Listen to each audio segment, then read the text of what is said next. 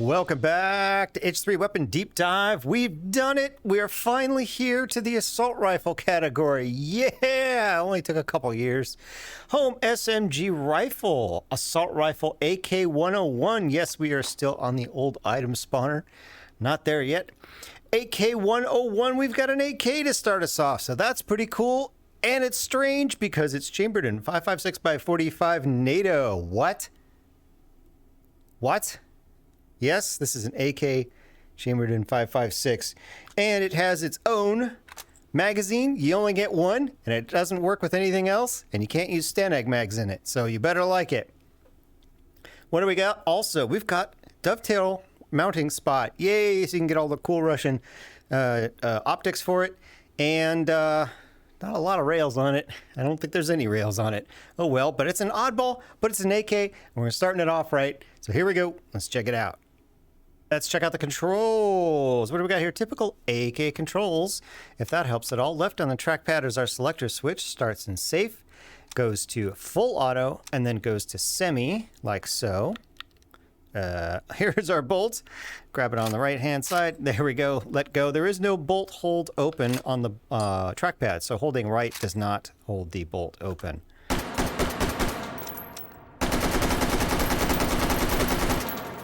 Bolt will not hold open on empty either. Down on the trackpad will not eject the magazine. You got to pull it out manually. So typical AK, lots of manual stuff to do. There you go. Rack it and you're ready to go again. But hey, at least the bullets come out the front. Does the stock fold? Yes. Got it folding stock on this guy. It'll fold to the left, stays out of the way of the ejection port here. Can the AK-101 do tactical reloads? Can you hit it with another magazine? Yes. It's kind of difficult, and I don't do it because I don't want to bang my controllers together, but you can whack one magazine into another and knock it out that way. You can also do it with spatula. Let's look at attachments. Okay, do we have rails? Well, it's a 100 series, but it has no pick rails, so that's a bummer. So no lasers, red dots in that variety. How about a foregrip? No, that doesn't work either. Well, let's check out the barrel. Looks like we already got some kind of flash hider muzzle brake thing on there, but we can add an extra one. So we can, whoa, we can do that. How about a suppressor? Yep, well, yep, yes, suppressors will go on there. Fantastic. Barrel extensions. Barrel extensions will go, and of course, the barrel adapter with the rails on it, so you can get rails on it that way. All important battle spatula will go. Fantastic. Already got a stock, don't need a stock. How about PSO scopes? Yeah, so there's your Russian mount on the side for your optics. This one looks like it's a little off center, so that's kind of unfortunate. Give me that back. Let's see how this guy looks. Oh, there you go, perfect. Wait a minute, that's working. Why is that working? Oh, I guess these work even if they're not attached. So, oh, there you go. Well, we'll take a look at sights in a minute. Let's not forget our pick rail adapters. So even though it has a Russian mount here, you can put that Russian to Picatinny rail adapter on there. Now you've got two sets of rails for your enjoyment. You can put lasers on the sides here if you want, and get to your laser there. That'll work. Pretty good. Will the AK bayonet fit on there? Let's see if we can find a spot to get... Really? No? But it's an AK with the AK bayonet. Oh, disappoint. Let's take a look at our sights. We've got iron sights on this guy. Are they adjustable? Yes. Click here on the rear notch and you can slide them all the way up to 1,000 meters. That's ambitious. Okay. What do we got? Not too bad. Big front post with a big ring around it, and the ring actually goes up to the top of that post. Usually the ring's positions the post in the middle. This one's at the top, which makes it kind of hard to find.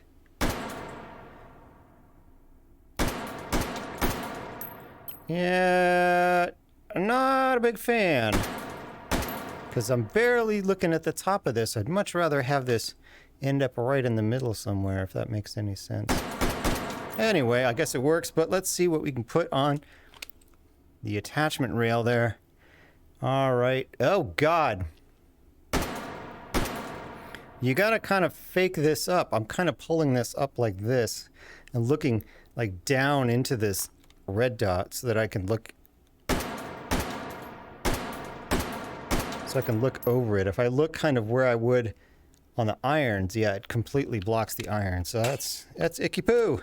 Let's see what the PSO looks like. Ah, there we go. Okay, so the PSO gets well above and away from that iron, so it's not in the way at all. Although it does get right up in your face. This optic is right up in my eyeball. So that's a little aggressive, but it does go on there, so that's cool. Recoil test. 30 rounds of 5.56 by 45. Here we go. Whoa! Whoa! Whoa! What? Whoa! What? What? 9.8 out of a fully automatic 5.56. That is amazing. That might be the best 5.56 gun I've tested so far. I was not... What? Let's try it with the muzzle brake on there. I'm curious if that's going to make a difference. At 9.8, we may not be able to tell, honestly, unless it gets worse. That seemed really good. 9.73. Well, I'd say you don't need it. Finally, onto the suppressor. A little drifty. 9.6 though. It feels a little drifty because I go zoo like that, but I mean the numbers do not lie. Yeah, a lot more nines on that one. But oof, this is great. There you have it, the AK-101. Surprisingly, one of the best recoiling rifles I've fired so far, I think.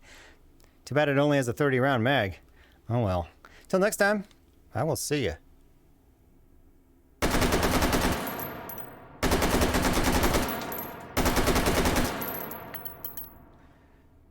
Woof.